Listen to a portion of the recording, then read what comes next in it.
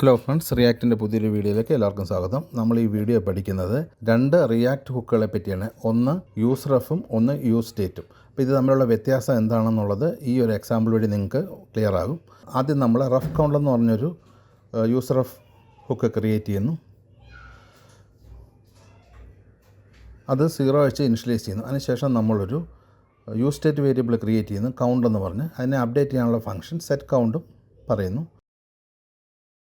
അതിലും നമ്മൾ 0 വെച്ച് ഇനിഷ്യലൈസ് ചെയ്യുന്നു. അപ്പോൾ ഈ രണ്ട് വാല്യൂ നമുക്കൊന്ന് പ്രിൻറ്റ് ചെയ്യാം. H3യിൽ ഞാൻ റഫ് കൗണ്ട് പ്രിൻറ്റ് ചെയ്യുന്നു. ഇവിടെ അത് പ്രിൻറ്റ് ചെയ്യാൻ റഫ് കൗണ്ട് ഡോട്ട് കറണ്ട് എന്നുള്ള വാല്യൂ ആണ്. ഈ കറണ്ട് വാല്യൂവിനൊരു പ്രത്യേകതയുണ്ട്. ഇതിന് ചേഞ്ച് വരുമ്പം അത് റീറെൻഡർ ട്രിഗർ ചെയ്യില്ല.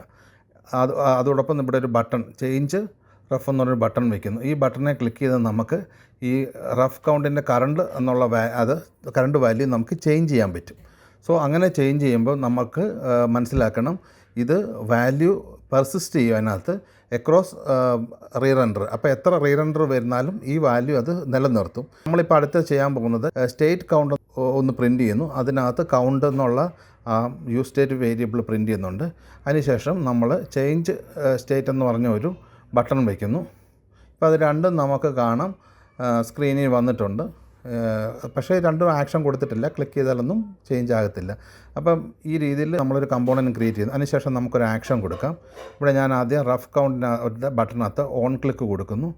ഓൺ ക്ലിക്കിനകത്ത് നമ്മൾ ആക്ഷൻ അവിടെ തന്നെ എഴുതുവാണ്. കർലി ബ്രാക്കറ്റിനകത്ത് ആംപർസെൻ്റ് ഇടുക.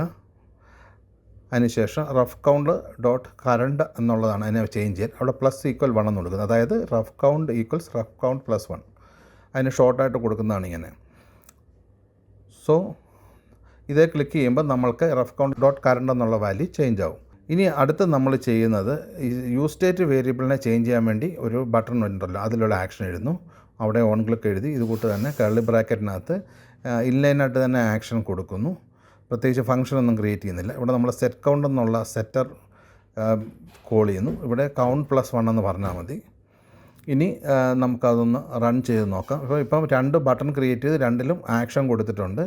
ചേഞ്ച് റഫെ ക്ലിക്ക് ചെയ്യുന്നു. കണ്ടല്ലോ, 3 പ്രാവശ്യം ഞാൻ ക്ലിക്ക് ചെയ്തിട്ടുണ്ട്. ഒരു ചേഞ്ചും വന്നില്ല. കാരണം ഡോമിൽ അത് ചേഞ്ചസ് കോൾ ചെയ്യുന്നില്ല. അതേസമയം ഞാൻ എന്ത് ചെയ്തു, ഞാൻ ആ സ്റ്റേറ്റ് കൗണ്ടെ ക്ലിക്ക് ചെയ്തപ്പോൾ കണ്ടല്ലോ, എത്ര പ്രാവശ്യം റഫ് കൗണ്ടെ ക്ലിക്ക് ചെയ്തോ അത്രയും ചേഞ്ചസ് ഒന്നിച്ച് അപ്ഡേറ്റ് ചെയ്തു. അതിൻ്റെ അർത്ഥം ഇതിൽ നിന്ന് മനസ്സിലാക്കേണ്ട ഒരു കാര്യത്തിലുള്ളൂ, യൂസ് റഫിനകത്ത് ഡോട്ട് കറണ്ട് എന്നുള്ളത് ചേഞ്ച് ചെയ്യുമ്പോൾ ഒരിക്കലും അത് റീറെൻഡർ കോൾ ചെയ്യില്ല. അതേസമയം നമുക്ക് യൂസ് സ്റ്റേറ്റ് അങ്ങനെയല്ല, ഓരോ പ്രാവശ്യം അതിൻ്റെ സ്റ്റേറ്റ് ചെയ്യുമ്പം അത് റീറെൻഡർ കോൾ ചെയ്യും. ഇതാണ് വ്യത്യാസം.